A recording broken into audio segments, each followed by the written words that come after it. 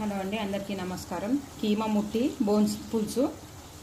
కీమా ముట్టిలు వేగుతున్నప్పుడు పక్కన వేరొక కుక్కర్లో ఆయిల్ వేసుకొని కుక్కర్లో ఆయిల్ వేడెక్కిన తర్వాత ఉల్లిపాయ ముక్కలు, శుభ్రం చేసుకున్న మటన్ బోన్స్,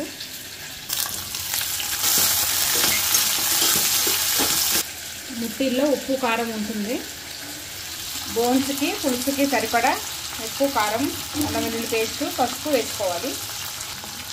అల్లం వెల్లుల్లి పేస్ట్, పసుపు, ఉప్పు, కారం,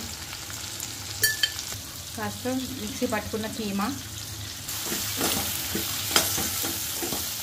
ఇలా పచ్చివాసన పోయేంత వరకు వేయించుకోవాలి.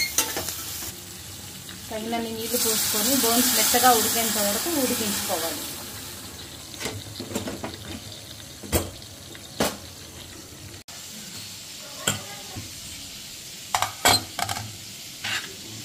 ఇలా మటన్ బోన్స్ మెత్తగా ఉడికిన తర్వాత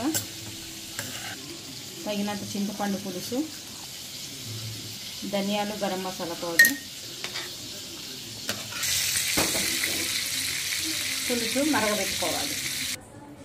ఇలా పులుసు మరిగేటప్పుడు ఫ్రై చేసుకున్న కీమా ముట్టిలు వేసి